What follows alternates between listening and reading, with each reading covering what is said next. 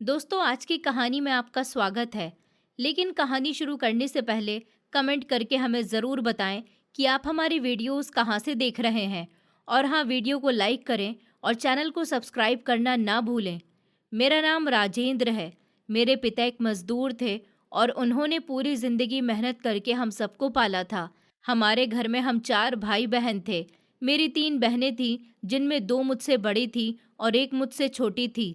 मेरी सबसे बड़ी बहन का नाम प्रिया था, दूसरी बहन का नाम काव्या था और सबसे छोटी बहन का नाम दिव्या था। हम लोग बहुत साधारण परिवार से थे।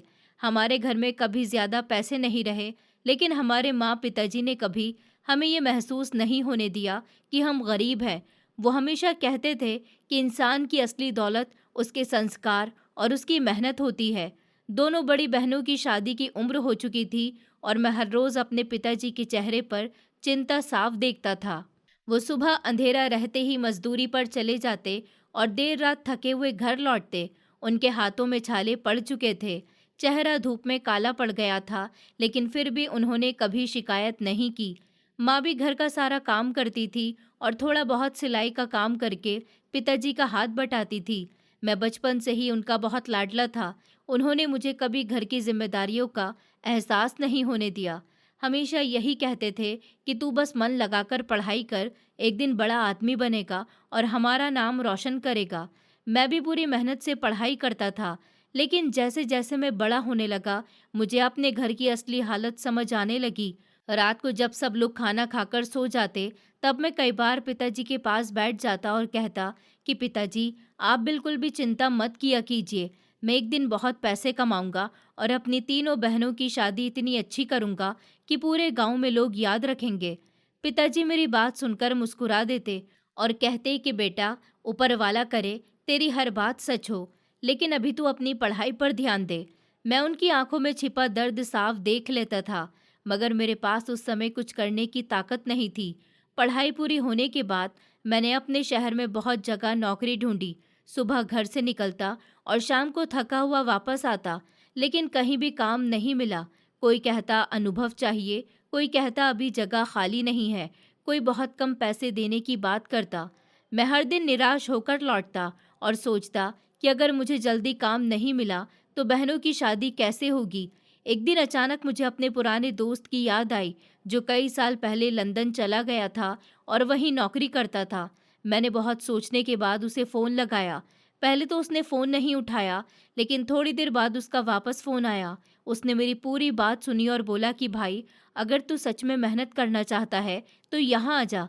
मैं तेरी जितनी मदद कर सकता हूँ करूँगा, लेकिन एक बात पहले ही बता देता हूँ, यहाँ नौकरी मिलना आसान नहीं है। शुरुआत में बहुत परेशानी होगी और पैसे भी उतने ज़्यादा नहीं मिलेंगे, लेकिन अगर तू मेहनत करेगा तो धीरे धीरे सब ठीक हो जाएगा। मैंने बिना देर किए कहा कि भाई, मैं हर परेशानी सह लूँगा, बस मुझे एक मौका चाहिए। उसने कहा ठीक है, मैं तेरे वीज़ा की प्रक्रिया शुरू करवाता हूँ, बाकी तू अपने कागज़ तैयार रख। मैंने खुशी खुशी घर आकर ये बात माँ पिताजी को बताई। पहले तो वो दोनों बहुत डर गए। माँ रोने लगी और बोली, बेटा, तू इतनी दूर चला जाएगा तो हम कैसे रहेंगे। पिताजी भी कुछ देर तक चुप बैठे रहे। फिर उन्होंने गहरी सांस लेकर कहा, अगर हमारे बेटे का भविष्य वहाँ बन सकता है तो हमें उसे रोकना नहीं चाहिए। मैं जानता हूँ वो अंदर से टूट रहे थे, लेकिन मेरे सामने मजबूत बने हुए थे। लंदन जाने के लिए काफ़ी पैसों की ज़रूरत थी। हमारे पास इतने पैसे नहीं थे, इसलिए माँ ने अपने शादी के समय के बचे हुए थोड़े से गहने निकाल दिए। पिताजी ने भी जो थोड़ी बहुत बचत की थी वो दे दी। फिर भी पैसे पूरे नहीं हुए तो कुछ जेवर गिरवी रखने पड़े। मुझे बहुत बुरा लग रहा था। मैं बार बार कह रहा था कि रहने दीजिए, कि मैं यहीं कहीं काम कर लूँगा, लेकिन पिताजी बोले, बेटा, अब पीछे मत हटना। जब एक बार फैसला कर लिया है तो पूरी हिम्मत के साथ आगे बढ़। मैं चाहता हूँ कि तू वो जिंदगी जिए जो मैं कभी नहीं जी पाया। जिस दिन मैं घर से निकल रहा था, उस दिन माँ ने मेरे माथे पर हाथ रखा और रोते हुए बोली, बेटा, अपना ध्यान रखना और कभी गलत रास्ता मत पकड़ना। मैंने उनके पैर छुए और मन ही मन वादा किया कि चाहे कुछ भी हो जाए, मैं अपने परिवार का सर कभी झुकने नहीं दूंगा। जब मैं लंदन पहुंचा तो सब कुछ मेरे लिए बिल्कुल नया था। वहाँ की भाषा, वहाँ का मौसम, वहाँ के लोग, सब कुछ अलग था। शुरुआत के कई दिन बहुत मुश्किल में गुजरे। मैं सुबह से शाम तक नौकरी ढूंढता रहता, लेकिन हर जगह से मना हो जाता। कभी अंग्रेजी की वजह से, कभी अनुभव की वजह से, तो कभी किसी और कारण से।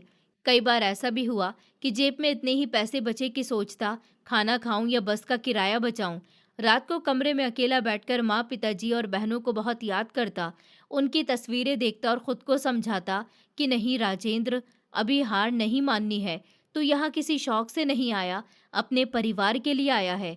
कई बार मन करता सब छोड़ छाड़ कर वापस घर चला जाऊं, लेकिन फिर पिताजी का पसीने से भीगा चेहरा याद आ जाता और मैं अगले ही दिन फिर नई उम्मीद के साथ निकल पड़ता। मेरा दोस्त भी जितनी मदद कर सकता था वो करता था। वो हमेशा कहता कि हिम्मत मत हार, एक दिन ज़रूर अच्छा होगा। लगभग कई दिनों तक लगातार कोशिश करने के बाद आखिरकार मुझे एक कंपनी में इंटरव्यू का मौका मिला। मैं पूरी तैयारी करके गया और दिल से इंटरव्यू दिया।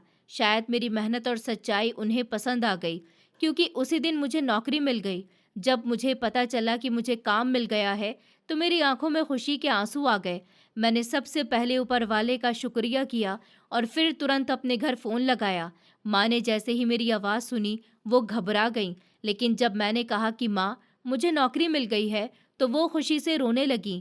पिताजी ने फ़ोन लिया और बस इतना कहा कि बेटा, आज तूने मेरा सर गर्व से ऊंचा कर दिया। मैं उनकी आवाज़ में खुशी साफ महसूस कर सकता था।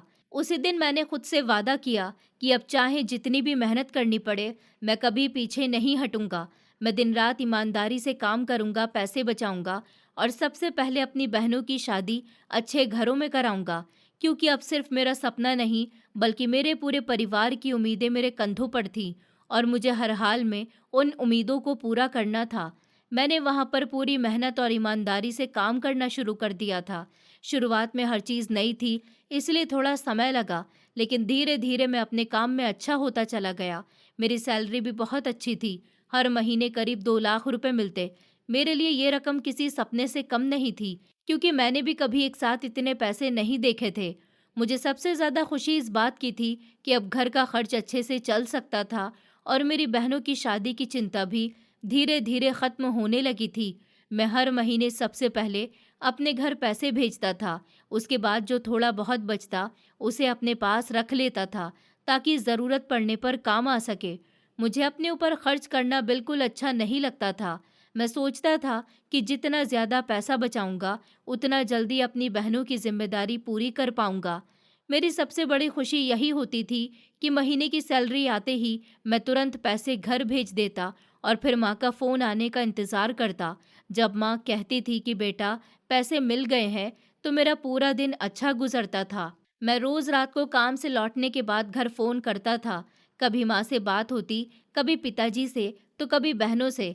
सब लोग मुझसे हंसकर बातें करते थे और हमेशा यही कहते थे कि बेटा, तू अपना ध्यान रखा कर, यहाँ पर सब ठीक है।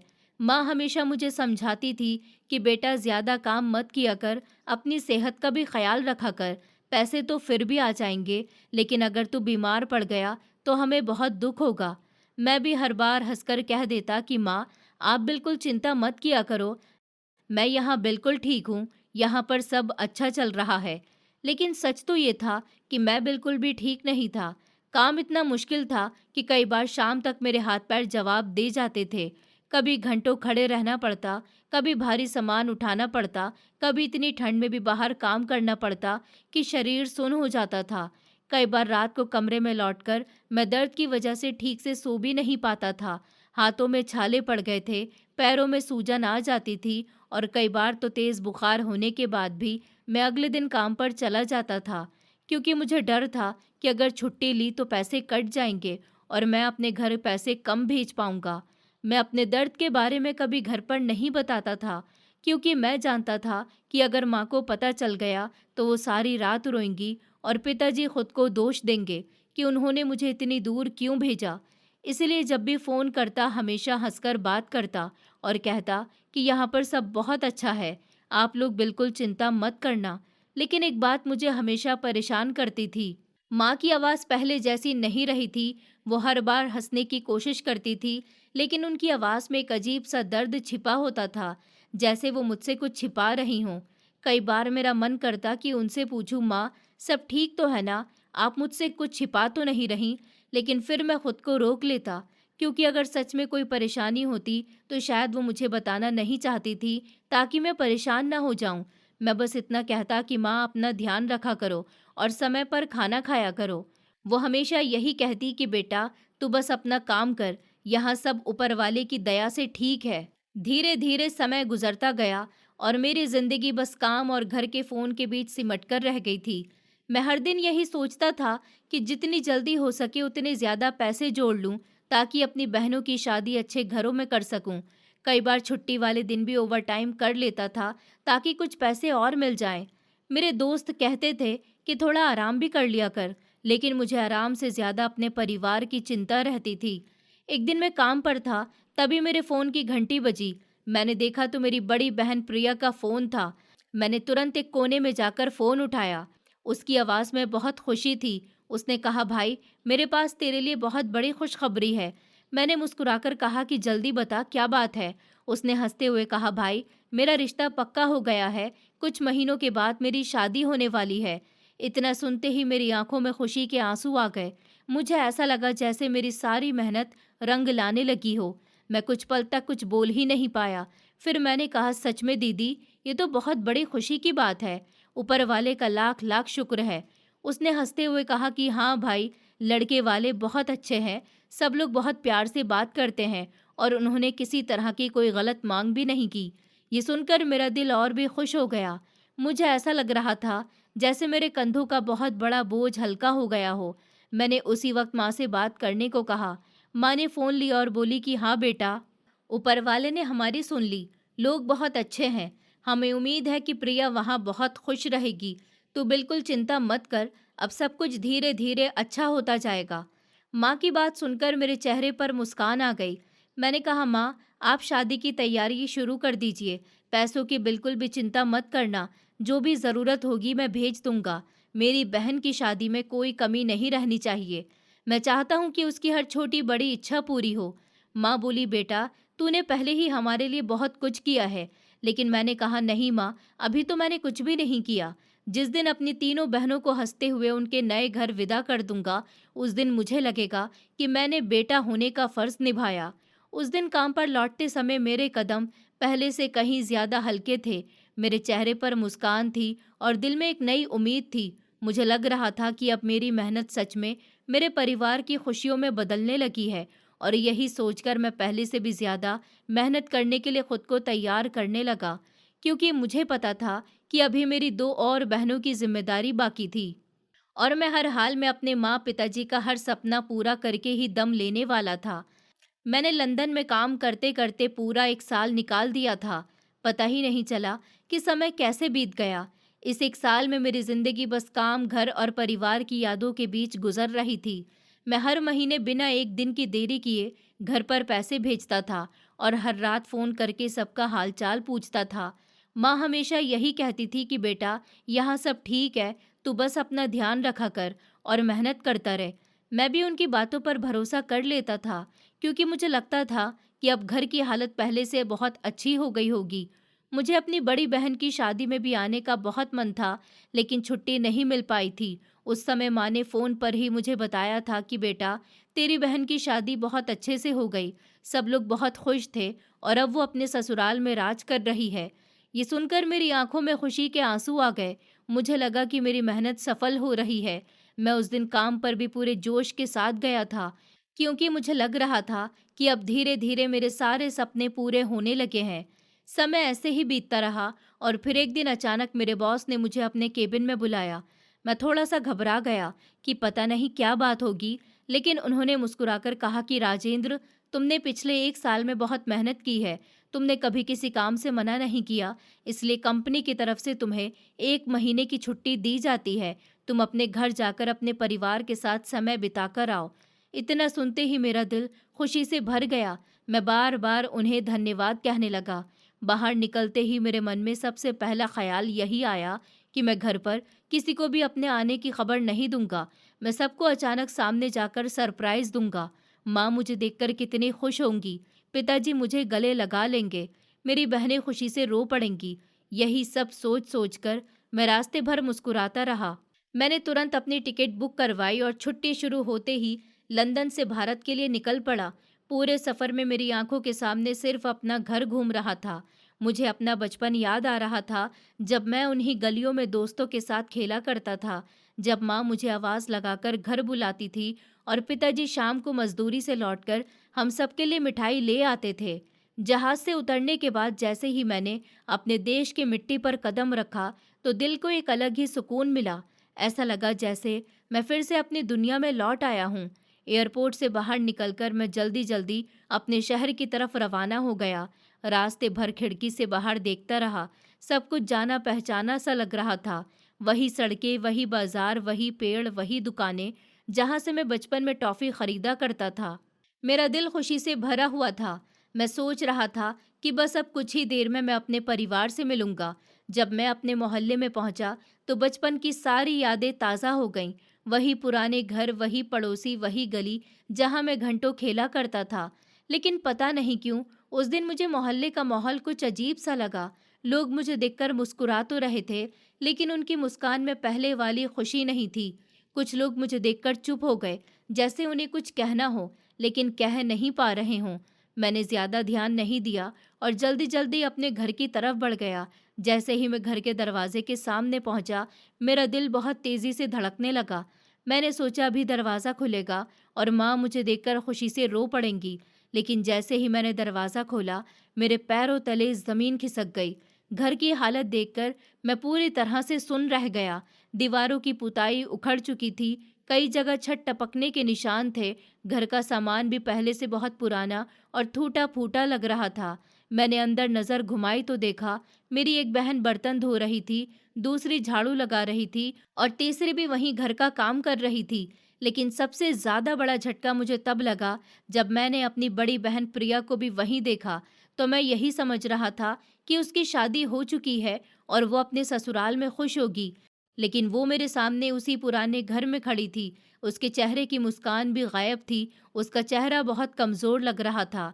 मैं कुछ पल तक कुछ बोल ही नहीं पाया। मेरे हाथ से बैग नीचे गिर गया और मैं बस सबको देखता रह गया। मुझे समझ ही नहीं आ रहा था कि आखिर ये सब क्या हो रहा है। फिर मैं तेज़ी से माँ और पिताजी की तरफ बढ़ा। दोनों मुझे देखकर एकदम हैरान रह गए, जैसे उन्हें मेरे आने की बिल्कुल भी उम्मीद नहीं थी। माँ मुझे देखते ही रो पड़ी और पिताजी भी कुछ देर तक चुपचाप मुझे देखते रहे। मैंने दोनों के पैर छुए, लेकिन मेरे मन में इतने सवाल थे कि मैं खुद को रोक नहीं पाया। मैंने घबराकर पूछा, माँ, ये सब क्या है? घर की हालत ऐसी क्यों हो गई है? मैं तो हर महीने इतने पैसे भेजता था, फिर भी घर में ये सब क्यों है? मेरे इतना कहते ही माँ की आंखों से आंसू बहने लगे। वो बार बार अपने दुपट्टे से अपना चेहरा छिपाने लगी, लेकिन उनके आंसू मुझसे छिप नहीं सके। मैं समझ गया कि ज़रूर कोई बहुत बड़ी बात है जो मुझसे छिपाई गई है। मैंने फिर से पूछा कि माँ, सच बताइए, आखिर क्या हुआ है? लेकिन वो कुछ नहीं बोली, बस रोती रहीं। मेरा दिल और घबराने लगा। तभी मेरी नज़र फिर से प्रिया दीदी पर गई। मैंने माँ से कहा, माँ, आपने तो कहा था कि इसकी शादी हो गई है, फिर ये यहाँ क्या कर रही है? मेरी बात सुनते ही माँ ज़ोर ज़ोर से रोने लगी और कांपती हुई आवाज़ में बोली, बेटा, मुझे माफ़ कर दे। मैंने तुझसे झूठ बोला था। मैं तुझे परेशान नहीं करना चाहती थी, इसीलिए सच छिपाती रही। उनकी ये बात सुनकर मेरा सर घूम गया। मुझे समझ नहीं आ रहा था कि आखिर ऐसा क्या हो गया जो माँ को मुझसे इतना बड़ा झूठ बोलना पड़ा। तभी पिताजी धीरे धीरे उठकर मेरे पास आए। उनकी आंखें भी नम थीं। उन्होंने मेरे कंधे पर हाथ रखा और भारी आवाज़ में बोले, बेटा, तू नहीं जानता, तेरे लंदन जाने के बाद हमारे घर के हालात पहले से भी ज़्यादा ख़राब हो गए थे। तू हर महीने मेहनत करके पैसे भेजता रहा, लेकिन उन पैसों में से एक भी पैसा बच नहीं पाया। तेरी माँ बहुत गंभीर बीमारी की चपेट में आ गई थी। उनका इलाज करवाने में हर महीने सारे पैसे ख़त्म हो जाते थे। कई बार तो इलाज के लिए हमें उधार भी लेना पड़ा। हमने तुझसे कुछ नहीं कहा, क्योंकि अगर तुझे पता चलता तो तू अपना काम छोड़कर वापस आ जाता और हम तेरे सारे सपने टूटते हुए नहीं देख सकते थे। इसलिए हम हर बार तुझसे झूठ बोलते रहे। लेकिन बेटा, अभी तो तूने सिर्फ आधी सच्चाई सुनी है। बाकी जो कुछ तेरे जाने के बाद इस घर में हुआ, उसे सुनकर शायद तो खुद को भी संभाल नहीं पाएगा। पिताजी की ये बात सुनते ही मेरा दिल जोर जोर से धड़कने लगा। मुझे ऐसा महसूस हुआ जैसे मेरे पैरों के नीचे से पूरी जमीन ही खिसक गई हो। और अब मुझे डर लगने लगा था कि आखिर वो कौन सा सच है जिसे सुनकर मेरी पूरी दुनिया बदलने वाली है। पिताजी की आंखों से लगातार आंसू बह रहे थे। उन्होंने कांपती हुई आवाज में मेरी तरफ देखा और बोले, बेटा, अभी तक जो कुछ तूने देखा वो तो सिर्फ शुरुआत है। असली दर्द तो अब सुन। तेरी माँ की दोनों किडनियां खराब हो चुकी हैं। पिछले कई महीनों से उनकी हर महीने डायलिसिस हो रही है। डॉक्टर ने कहा है कि इलाज लगातार चलता रहेगा, तभी उनकी जान बच सकती है। उन्हें सांस लेने में बहुत तकलीफ होती है। कई बार रात भर वो दर्द से कर्राहती रहती है, लेकिन सुबह होते ही तेरे सामने फ़ोन पर हंसकर बात करती थी, ताकि तुझे कुछ पता न चले। जो तू हर महीने इतनी मेहनत से पैसे भेजता था, वो एक एक रुपया सिर्फ तेरी माँ के इलाज में लग जाता था। दवाइयाँ, अस्पताल, डायलिसिस, जांच और आने जाने का खर्चा, सब कुछ उन्हीं पैसों से चलता था।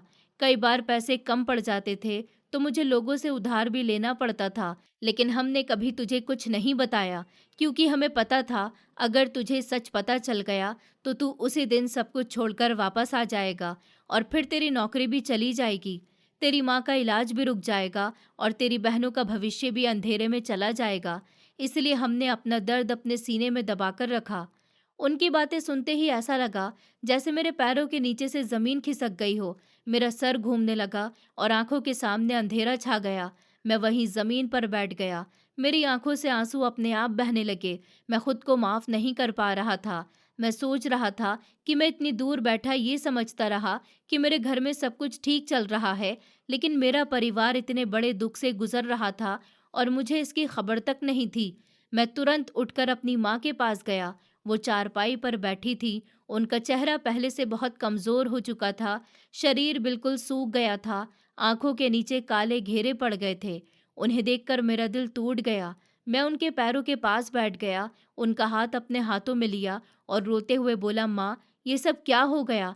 तूने मुझे एक बार भी क्यों नहीं बताया? मैं तेरा बेटा हूँ। अगर मुझे पहले पता चल जाता तो मैं कुछ न कुछ जरूर करता। माँ ने कांपते हुए हाथ से मेरे सर पर हाथ फेरा और हल्की सी मुस्कान लाकर बोली, बेटा, मैं तुझे क्या बताती? मैं जानती थी अगर तुझे ये सब पता चल गया तो तू उसी वक्त नौकरी छोड़कर यहाँ आ जाता।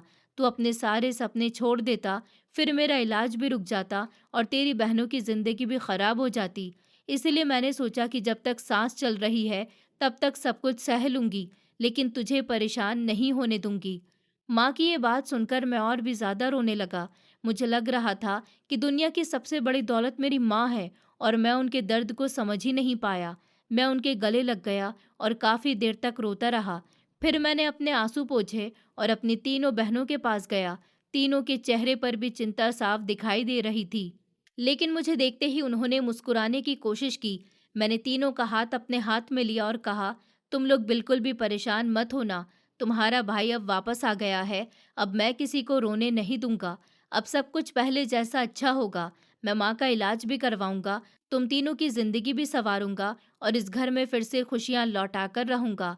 मेरी बात सुनकर तीनों बहनों की आंखों से भी आंसू निकल आए, लेकिन इस बार उन आंसुओं में थोड़ी सी उम्मीद भी थी। मैंने उसी दिन फैसला कर लिया कि अब मैं सिर्फ नौकरी के भरोसे नहीं रहूंगा। मुझे ऐसा काम करना होगा जिसमें पूरा परिवार साथ मिलकर मेहनत करे और घर की आमदनी भी बढ़े। मैं अपने साथ लंदन से कुछ बचत करके पैसे लाया था। पहले सोचा था उनसे घर की मरम्मत करवाऊंगा, लेकिन अब मुझे समझ आ गया था कि सबसे ज़रूरी बात कमाई का नया जरिया बनाना है। मैंने पूरे शहर में कई जगह जाकर देखा, लोगों से बात की और फिर घर के पास ही एक छोटी सी दुकान किराए पर मिल गई। मुझे बचपन से याद था कि मेरी माँ और मेरी बहनें बहुत स्वादिष्ट खाना बनाती थी, खासकर मिठाइयाँ और नाश्ता। जो भी उनके हाथ का खाता था हमेशा तारीफ करता था। तभी मेरे मन में एक नया विचार आया। मैंने सबको बुलाकर कहा, क्यों ना हम अपनी मिठाइयों और नाश्ते की दुकान शुरू करें। हम सब मिलकर मेहनत करेंगे और ऊपर वाले ने चाहा तो एक दिन यही छोटी सी दुकान हमारी जिंदगी बदल देगी।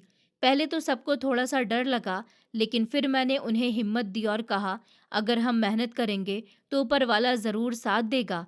अगले ही दिन मैंने दुकान की सफाई करवाई, थोड़ी बहुत सजावट करवाई, ज़रूरी सामान खरीदा, बड़े भगोने, कढ़ाई, गैस, चूल्हा, बर्तन और मिठाई बनाने का सारा सामान ले आया। मेरी बहनों ने पूरे मन से काम शुरू कर दिया। प्रिया दीदी स्वादिष्ट समोसे बनाती थी, काव्या की जलेबी पूरे मोहल्ले में खुशबू फैला देती थी और दिव्या मिठाइयों को बहुत सुंदर तरीके से सजाती थी। मैं सुबह जल्दी उठकर दुकान खोलता, ग्राहकों को संभालता, सामान खरीद कर लाता और शाम तक पूरे मन से मेहनत करता। माँ की भी तबीयत ठीक नहीं रहती थी, लेकिन फिर भी वो चारपाई पर बैठकर हमें देखती रहती और कभी कभी मुस्कुराकर कहती कि बेटा, ऊपर वाला तुम्हारी मेहनत ज़रूर रंग लाएगा, बस हिम्मत मत हारना। उनकी यही बात मेरे लिए सबसे बड़ी ताकत बन जाती थी। धीरे धीरे हमारे हाथ की बनी जलेबी, समोसे और मिठाइयों की खुशबू पूरे इलाके में फैलने लगी। लोग एक बार खाते तो दोबारा अपने परिवार को लेकर आते। कोई हमारे समोसों की तारीफ करता तो कोई कहता कि ऐसी गर्मा गर्म जलेबी बहुत दिनों के बाद खाई है। कुछ ही दिनों में हमारी छोटी सी दुकान पर ग्राहकों की भीड़ लगने लगी और पहली बार मुझे ऐसा महसूस हुआ कि शायद ऊपर वाले ने हमारे लिए उम्मीद का एक नया दरवाज़ा खोल दिया है। अब मेरे दिल में फिर से भरोसा लौट आया था कि अगर पूरा परिवार एक साथ मेहनत करे तो सबसे मुश्किल समय भी एक दिन ज़रूर बदल जाता है। हमारी मिठाई की दुकान धीरे धीरे बहुत अच्छी चलने लगी थी। सुबह दुकान खुलते ही ग्राहकों की भीड़ लग जाती थी। कोई समोसे लेने आता, कोई गर्मा गर्म जलेबी, तो कोई हमारी मिठाइयों की तारीफ करता हुआ अपने रिश्तेदारों को भी साथ लेकर आता था। मैं सुबह से रात तक दुकान पर मेहनत करता और मेरी बहनें भी पूरे मन से मेरा साथ देती थीं। लेकिन मुझे हमेशा लगता था कि अगर हम सब के अंदर कोई हुनर है तो उसका भी पूरा इस्तेमाल होना चाहिए। तभी एक दिन मुझे याद आया कि मेरी सबसे बड़ी बहन प्रिया को बचपन से ही सिलाई का काम बहुत अच्छा आता था। वो अपने हाथों से इतने सुंदर कपड़े सिलती थी कि देखने वाला भी तारीफ किए बिना नहीं रहता था। मैंने उससे कहा कि दीदी, तुम फिर से सिलाई का काम क्यों नहीं शुरू करती हो?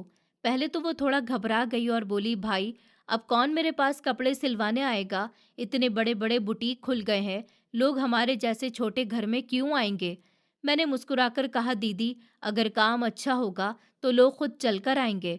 हमें सिर्फ मेहनत करनी है, बाकी सब ऊपर वाले पर छोड़ दो।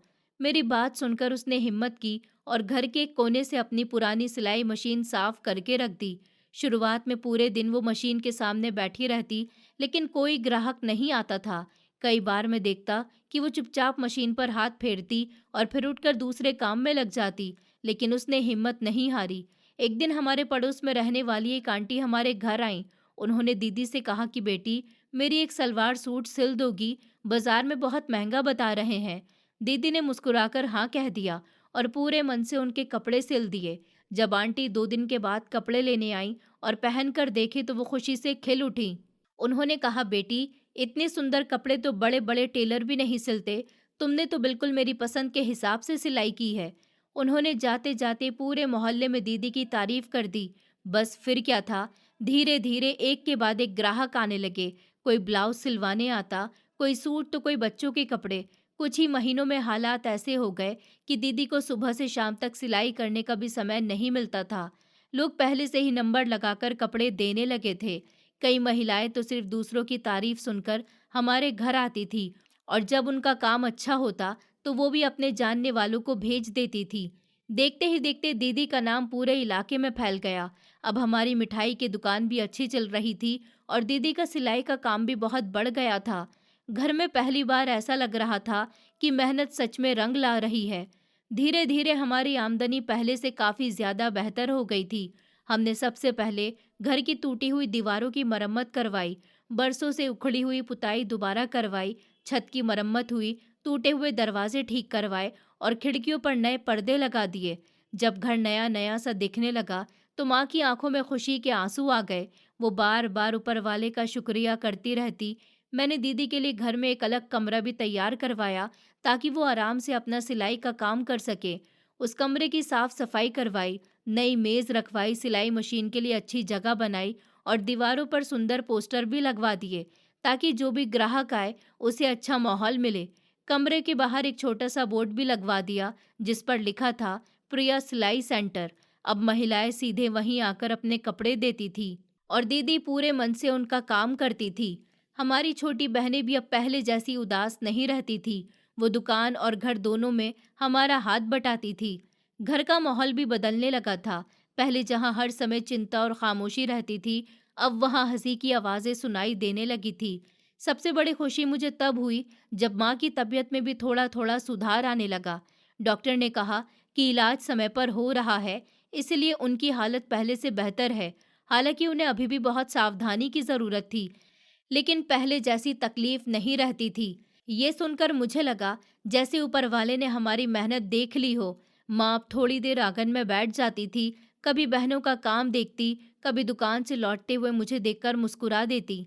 लेकिन मैंने एक बात जरूर महसूस की थी कि उनके चेहरे पर मुस्कान तो लौट आई थी, लेकिन वो पहले जैसी नहीं थी। वो अक्सर चुपचाप कहीं खोई खोई रहती थी, जैसे उन्हें किसी बात की चिंता अंदर ही अंदर खाए जा रही हो। कई बार मैं पूछता भी था कि माँ, क्या बात है, आप इतनी खामोश क्यों रहती हो? तो वो हर बार मुस्कुराकर यही कह देती कि कुछ नहीं बेटा, बस मेरी अब उम्र हो गई है, अब ज्यादा बोलने का मन नहीं करता। मैं समझ जाता था कि वो मुझसे कुछ छिपा रही हैं, लेकिन मैं उन पर ज्यादा जोर नहीं देता था। पिताजी भी अब पहले की तरह मजदूरी पर नहीं जाते थे। वो ज्यादातर समय माँ के पास ही बैठे रहते, कभी उन्हें दवाई देते, कभी पानी पिलाते, कभी उनके साथ बातें करते। उन्हें देखकर मुझे हमेशा यही लगता था कि सच्चा जीवन साथी वही होता है जो मुश्किल समय में भी साथ ना छोड़े। मैं रात को दुकान बंद करके घर लौटता तो सबसे पहले माँ और पिताजी के पास जाकर बैठता। हम तीनों देर तक बातें करते। मैं अपने हाथों से माँ को खाना खिलाता, फिर पिताजी को भी प्यार से खाना परोसता। माँ कई बार मेरा हाथ पकड़कर कहती कि बेटा, तूने हमारे लिए जितना किया है उतना शायद कोई बेटा नहीं कर सकता। मैंने उनकी बात सुनकर हमेशा यही कहा कि माँ, अभी मैंने कुछ भी नहीं किया। जिस दिन आपको पूरी तरह स्वस्थ देखूंगा और अपनी तीनों बहनों को हमेशा खुश देखूंगा, उसी दिन मुझे लगेगा कि मेरी मेहनत सफल हुई है। मेरी बात सुनकर माँ की आंखों में आंसू आ जाते, लेकिन इस बार इन आंसुओं में दर्द से ज्यादा अपने बेटे पर गर्व दिखाई देता था। और मैं मन ही मन ऊपर वाले से बस यही दुआ करता था कि अब हमारे परिवार पर फिर कभी कोई बुरा समय ना आए। पहले कुछ दिनों तक तो हमारे घर में कभी किसी काम में मन नहीं लगता था। माँ के जाने के बाद ऐसा लगता था जैसे घर की सारी रौनक ही खत्म हो गई हो। सुबह उठते ही आदत से मजबूर होकर मैं माँ के कमरे की तरफ देखता था, लेकिन हर बार खाली बिस्तर देखकर दिल भर आता था। पिताजी पूरे दिन चुपचाप बैठे रहते थे। पहले वो हर छोटी बात पर माँ से सलाह लेते थे, अब किसी से कुछ नहीं कहते थे। मेरी तीनों बहनें भी अपनी आंखों के आंसू छुपाकर घर का काम करती थी, लेकिन मैं समझ सकता था कि उनके दिल के अंदर कितना दर्द है। रात को जब हम सब एक साथ खाना खाने बैठते थे, तो किसी की हिम्मत नहीं होती थी कि पहले की तरह हंसकर बात कर सके। माँ की खाली जगह हमें हर पल महसूस होती थी। एक दिन मैंने सबको अपने पास बिठाया और कहा, देखो, अगर हम लोग इसी तरह टूट गए तो माँ की सारी मेहनत बेकार हो जाएगी। माँ हमेशा चाहती थी कि हम सब लोग मिलकर रहें और खुश रहें, इसलिए अब हमें खुद को संभालना होगा। मेरी बात सुनकर पिताजी ने मेरी तरफ देखा। उनकी आंखों में आंसू थे। उन्होंने मेरा हाथ पकड़कर कहा कि बेटा, आज मुझे तुझ पर बहुत गर्व हो रहा है। तूने इस घर को संभाल लिया, वरना तेरी माँ के जाने के बाद मैं बिल्कुल अकेला पड़ गया था। मैंने उनसे कहा, पिताजी, अब मैं हूं ना, आपको किसी बात की चिंता करने की जरूरत नहीं है। हम सब मिलकर इस घर को पहले से भी ज्यादा अच्छा बनाएंगे। इसके बाद हम सब ने फिर से अपने काम पर ध्यान देना शुरू कर दिया। मैं सुबह जल्दी उठकर दुकान खोल देता था। मेरी दोनों बड़ी बहनें मिठाइयाँ और नाश्ता बनाने में मेरा हाथ बटाती थी। छोटी बहन दुकान पर ग्राहकों को सामान देती थी और बड़ी दीदी सिलाई का काम भी करती रहती थी। धीरे धीरे हमारा काम पहले से भी ज्यादा अच्छा चलने लगा। लोग हमारी मिठाइयों की बहुत तारीफ करते थे। दूर दूर से भी ऑर्डर आने लगे। ऑनलाइन भी अब बहुत सारे लोग हमसे मिठाई मंगवाने लगे। त्योहारों के दिनों में तो हमारी दुकान पर इतनी भीड़ हो जाती थी कि हमें रात तक काम करना पड़ता था। लेकिन अब इस मेहनत से हमें थकान नहीं होती थी, क्योंकि हमें पता था कि हम अपने परिवार के लिए काम कर रहे हैं। कुछ महीनों बाद हमने दुकान को और बड़ा कर लिया, नई मशीनें खरीद ली और 2 लड़कों को और काम पर भी रख लिया। अब हमारी आमदनी पहले से कई गुना ज्यादा बढ़ चुकी थी। एक दिन पिताजी मेरे पास आए और बोले, बेटा, अब मुझे लगता है कि हमें प्रिया और काव्या की शादी के बारे में फिर से सोचना चाहिए। पहले घर के हालात खराब थे, इसलिए हम कुछ नहीं कर पाए, लेकिन अब ऊपर वाले ने हमें फिर से संभाल लिया। मैंने मुस्कुराकर कहा, पिताजी, अब ये जिम्मेदारी मेरी है। मेरी बहनों की शादी बहुत अच्छे घर में होगी और किसी चीज की कमी नहीं रहने दूंगा। कुछ दिनों बाद हमारे रिश्तेदारों के जरिए प्रिया दीदी के लिए एक बहुत अच्छा रिश्ता आया। लड़का पढ़ा लिखा था, उसका अपना छोटा सा कारोबार था और सबसे बड़ी बात, उसका परिवार बहुत अच्छा था। उन्होंने दहेज की कोई बात नहीं की, बस एक अच्छी लड़की चाहते थे। हम सब उनसे मिले तो हमें भी वो लोग बहुत अच्छे लगे। दीदी की भी उनसे बात हुई और वो भी इस रिश्ते से खुश थी। कुछ ही महीनों बाद हमने बहुत धूमधाम से प्रिया दीदी की शादी कर दी। इस बार मेरी आंखों में आंसू थे, लेकिन ये खुशी के आंसू थे, क्योंकि जो सपना मैंने लंदन जाते समय देखा था, वो आज पूरा हो रहा था। शादी के बाद जब दीदी विदा हुई तो उन्होंने मुझे गले लगाकर कहा, भाई, अगर तू हार मान जाता तो आज हमारा परिवार कभी संभल नहीं पाता। मैंने कहा, दीदी, ये सब माँ की दुआओं का असर है। इसके बाद धीरे धीरे काव्य के लिए भी अच्छा रिश्ता आ गया। उसकी भी शादी बहुत अच्छे परिवार में हो गई। अब घर में सिर्फ मैं, छोटी बहन दिव्या और पिताजी रह गए थे। दिव्या पढ़ाई में बहुत होशियार थी। मैंने उससे कहा कि तू अपनी पढ़ाई पूरी कर, मैं तुझे जितना पढ़ना है उतना पढ़ाऊंगा। उसे भी किसी बात की चिंता नहीं करनी पड़ी। वो मन लगाकर पढ़ाई करती रही और आखिरकार उसकी सरकारी नौकरी लग गई। जिस दिन उसका नियुक्ति पत्र आया, उस दिन पिताजी की आंखों में खुशी के आंसू निकल पड़े। उन्होंने आसमान की तरफ देखकर कहा, आज अगर तेरी माँ होती तो कितनी खुश होती। मैं भी उस दिन बहुत रोया, क्योंकि मुझे माँ की बहुत याद आ रही थी। अब हमारा परिवार फिर से खुशियों से भर चुका था। कुछ समय के बाद मोहल्ले के लोगों ने मुझे सम्मानित भी किया, क्योंकि मैंने मेहनत और ईमानदारी से अपने परिवार को संभाला था। लोग कहते थे कि बेटा हो तो राजेंद्र जैसा, जो खुद तकलीफ सहकर भी अपने परिवार का सहारा बन गया। कुछ समय के बाद पिताजी ने मुझसे कहा कि बेटा, अब तेरी भी शादी कर देनी चाहिए। पहले मैं हमेशा मना कर देता था, लेकिन इस बार मैंने उनकी बात मान ली।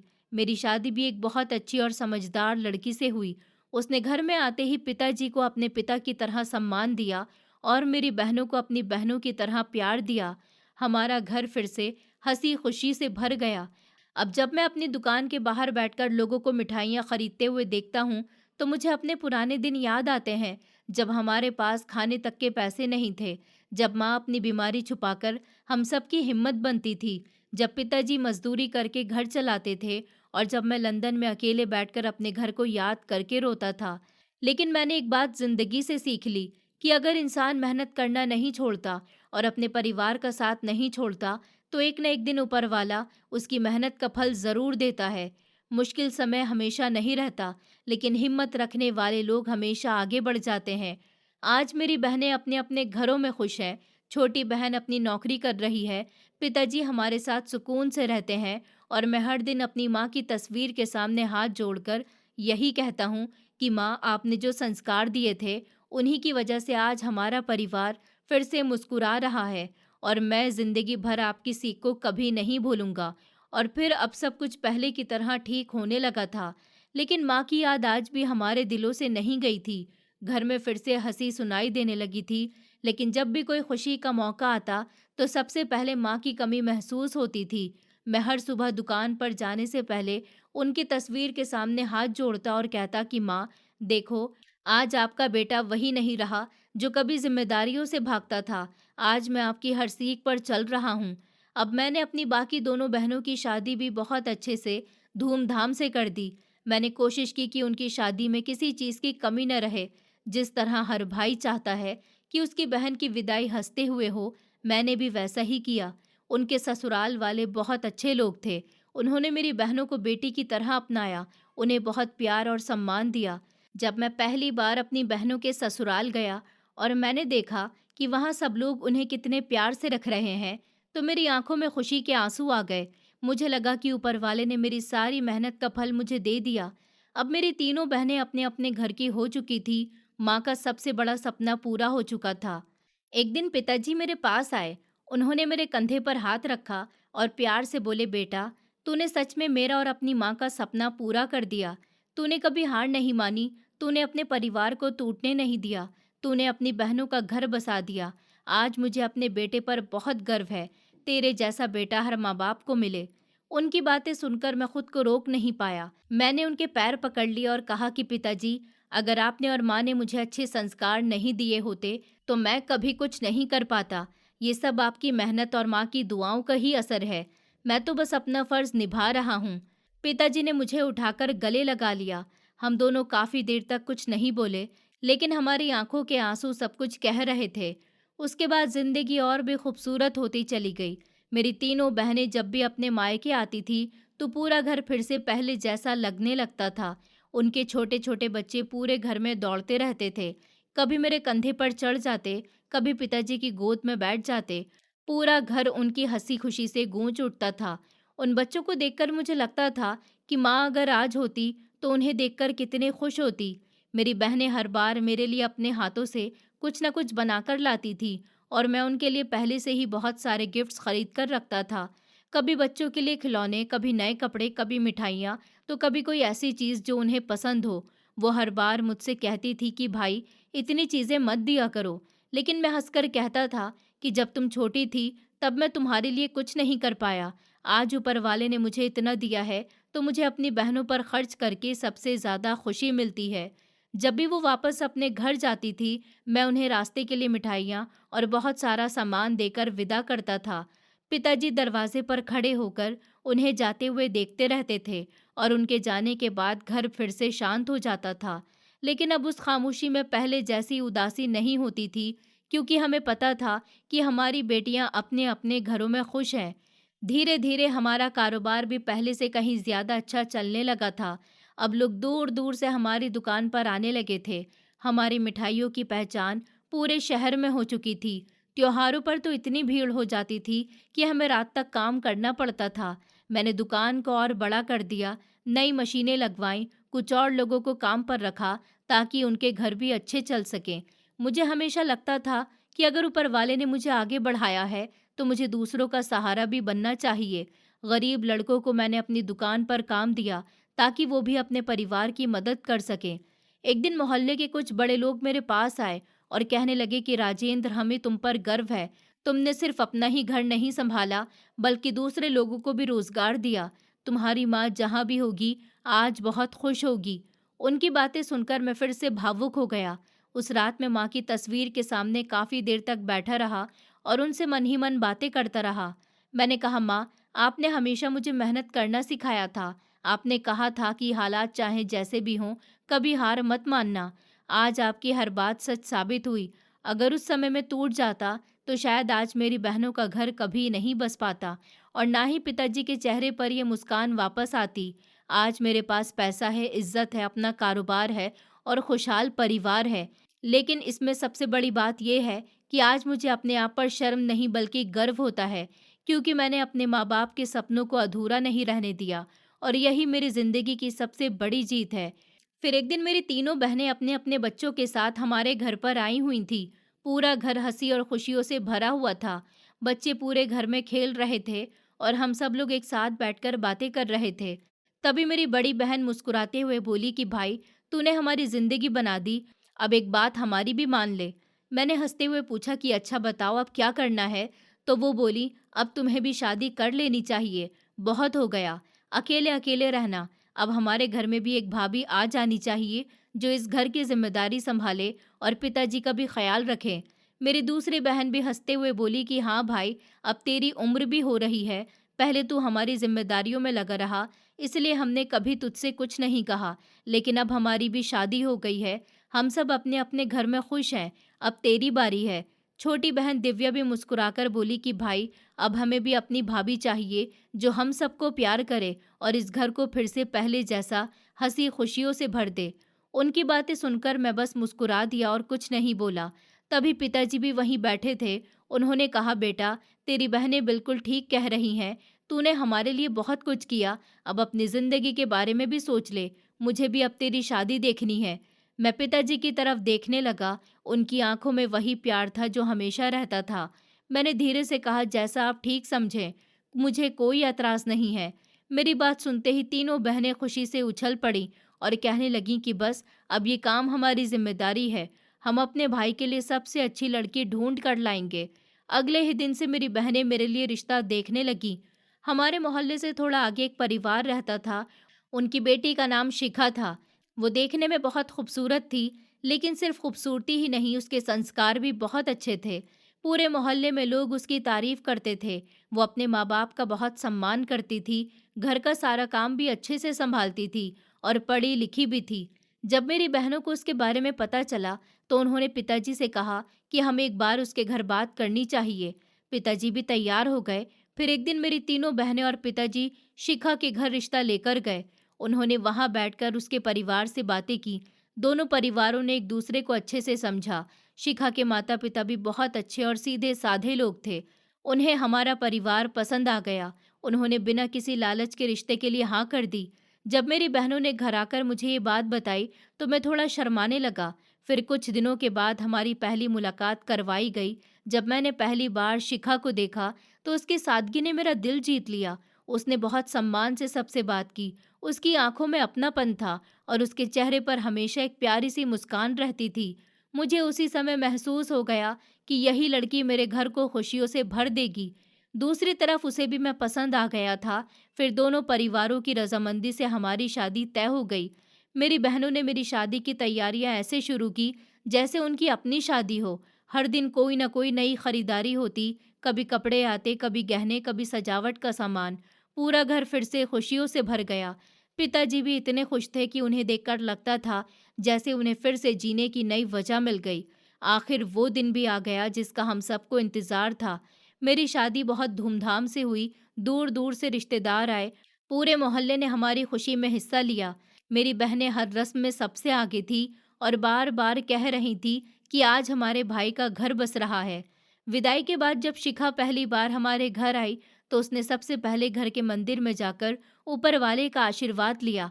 फिर उसने पिताजी के पैर छुए और उन्हें अपने पिता की तरह सम्मान दिया। पिताजी की आंखें खुशी से भर आईं। उन्होंने उसके सर पर हाथ रखकर कहा कि बेटी, आज से ये घर भी तुम्हारा है। शिखा ने भी मुस्कुराकर कहा, पिताजी, मैं हमेशा इस घर को अपना घर मानकर ही रहूंगी। धीरे धीरे उसने पूरे घर की जिम्मेदारियां अपने हाथ में ले ली। वो सुबह सबसे पहले उठती, मंदिर में पूजा करती, फिर पिताजी के लिए चाय बनाती, समय पर उनकी दवाइयाँ देती, उनके खाने पीने का पूरा ध्यान रखती। अगर पिताजी की तबीयत थोड़ी भी खराब होती तो वो सबसे पहले डॉक्टर को फ़ोन करती और उनकी सेवा में लग जाती। ये सब देखकर मुझे बहुत सुकून मिलता था। वो सिर्फ पिताजी का ही नहीं बल्कि मेरा भी बहुत ख्याल रखती थी। मैं दुकान से थका हुआ घर आता तो वो मेरे लिए गर्म खाना तैयार रखती, मेरे दिन भर की बातें बहुत ध्यान से सुनती और हमेशा मेरा हौसला बढ़ाती। उसके हाथ का खाना इतना स्वादिष्ट होता था कि पिताजी भी हंसकर कहते कि बेटी, तेरे आने के बाद तो घर का स्वाद ही बदल गया। मेरी बहनें जब भी मायके आती तो शिखा उन्हें अपनी सगी बहनों की तरह प्यार देती। उनके बच्चों के लिए पहले से ही मिठाइयाँ और खिलौने तैयार रखती। धीरे धीरे वो इस घर का ऐसा हिस्सा बन गई कि हमें कभी लगा ही नहीं कि वो इस घर में नई आई है। अब मेरा भी घर पूरी तरह बस चुका था। पहले जहाँ इस घर में सिर्फ संघर्ष और आंसू थे, वहीं अब हर तरफ खुशियां थीं। पिताजी के चेहरे पर सुकून था। मेरी बहनें अपने अपने घरों में खुश थीं और मुझे एक ऐसी जीवन साथी मिल गई थी जिसने हर मुश्किल समय में मेरा साथ देने का वादा निभाया। मैं अक्सर रात को ऊपर वाले का धन्यवाद करता हूँ और मन ही मन अपनी माँ को याद करके कहता था कि माँ, आपका परिवार आज पूरा हो गया। आपकी दुआओं ने ही हमें इस मुकाम तक पहुँचाया है और आज मैं सच में पहले से कहीं ज़्यादा खुश था।